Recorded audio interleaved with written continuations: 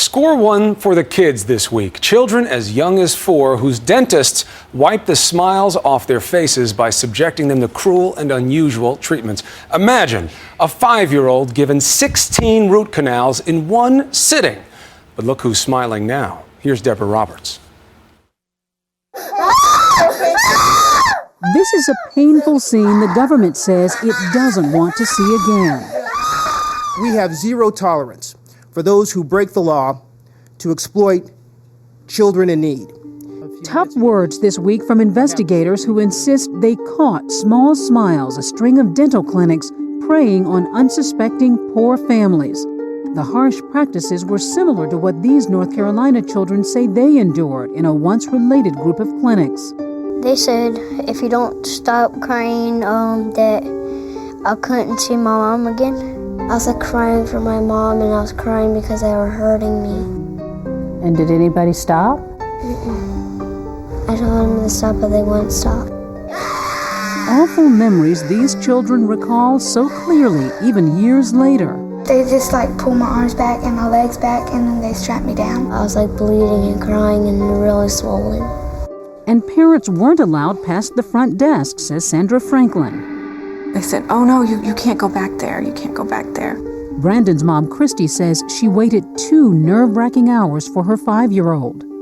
And he comes walking out of that door with his whole shirt was full of sweat. He had blood dripping from his mouth, and all I could see was silver shining through. Silver from a mouthful of crowns just put in by the dentist. He was freaking out, and all I could do was just grab him and hold him and tell him it was going to be okay. Sandra's 6-year-old daughter also told a horrifying story. She kept crying for her mom, and it's upsetting to remember, isn't it?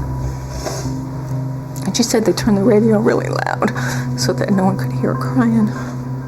In one sitting, Morgan had been subjected to 5 baby root canals plus 5 fillings and crowns. Jasmine had 11 baby root canals and Ontavia 14.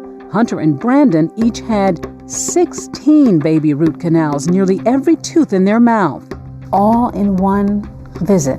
That's mind-blowing. And you're talking 4 and 5 and 3-year-old children. Yeah. I felt like they took my son's smile away.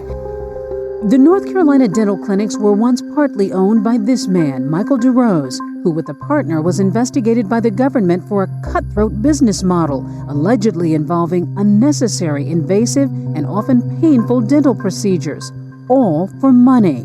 He paid a $10 million settlement, but did not admit guilt. DeRose declined to speak with us on camera, but his Colorado home speaks volumes. A lavish 7-bath, 12,000 square foot residence, complete with a pool, a hot tub, and a big new extension that'll house a dance studio and a personal gym. DeRose made a fortune after selling the Small Smiles chain 3 years ago. Now operating in 20 states, sources told us those clinics have had problems too. Watch this heartbreaking treatment of a 4-year-old in a Maryland Small Smiles dental chair. They get so upset they'll throw up. Former dental assistant Debbie Sansbury worked at another Small Smiles clinic up until 2008. She told us the dentist often focused on getting the job done fast. Would the dentist stop the procedure and let the child maybe get up and calm down? We stopped the procedure long enough to clean up the vomit, and then we turned to it. Her clinic defended the quality of its treatment and said Sansbury was fired for behavioral issues. But why would anyone treat children this way? An investigation in 2008 by WJLA in Washington found one possible explanation. The ridiculous production of $7,000. We can't stay in business making $7,000. Money was a big topic at the daily staff meeting in that Maryland clinic run by Dr. Al Williams. Since Medicaid pays very little, sources told us some clinics push their employees to keep the procedures up. I don't want Langley Park to be the laughing stock of the entire Small Smiles nation. And yesterday's stats, we are. Small Smiles offered the staff up to hundreds of dollars in productivity bonuses and thousands for the dentists. Let's go. Let's have a good one. One way to get the kids in and out faster, said former employees, was to restrain them. That screaming child is actually strapped to a papoose board, which holds hands and feet mummy style, allowing a dentist to keep working even if the child's hysterical. There were a lot of cases that we could have easily prevented the use of a papoose just by sparing them 5 minutes of their time, alleviating all their concerns. The 5 minutes was not deemed appropriate? Exactly. The Pediatric Dental Association allows the board's use for a child's best interest, but told us they're not acceptable to speed up the work. Yet listen to what Dr. Williams told former WJLA reporter Roberta Baskin. You could potentially spend 2 hours on a kid who's not stabilized and moving around. That's not cost productive for us. Here, too, parents were kept away from their children during treatment.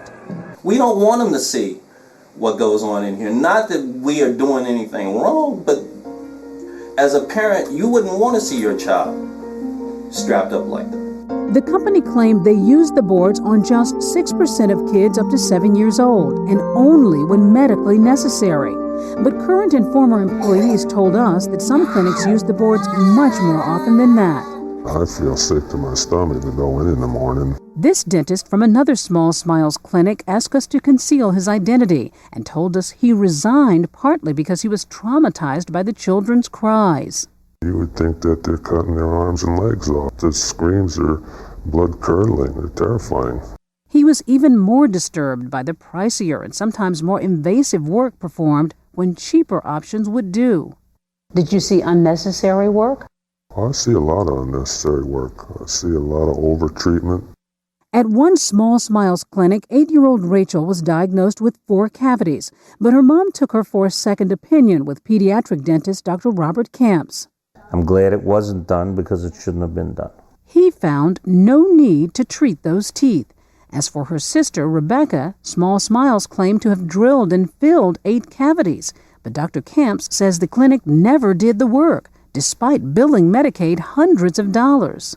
I found out that, my kids were just cash cows for Small Smiles. Dr. Williams has since left the company and his clinic closed. After all that bad publicity, the company hired respected pediatric dental expert Dr. Stephen Adair to oversee standards and training. What would be your reaction if you found out that some clinics were performing procedures that were unnecessary? I haven't been presented with evidence of unnecessary care. We've heard stories of children who were hysterical and were restrained by these boards, but who soiled themselves. Does that concern you to hear that? In my own practice, I would probably discontinue treatment if the treatment got to that point.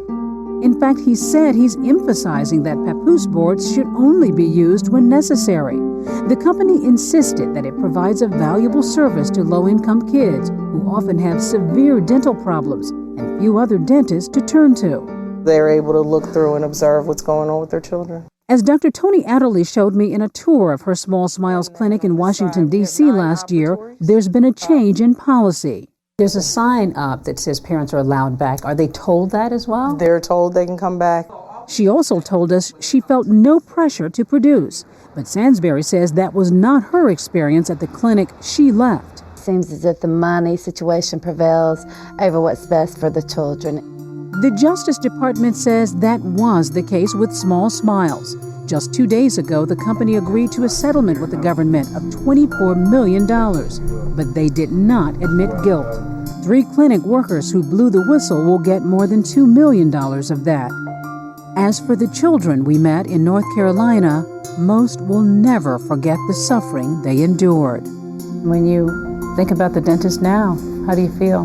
That I don't want to go back. I'm scared of a dentist. Like, real bad.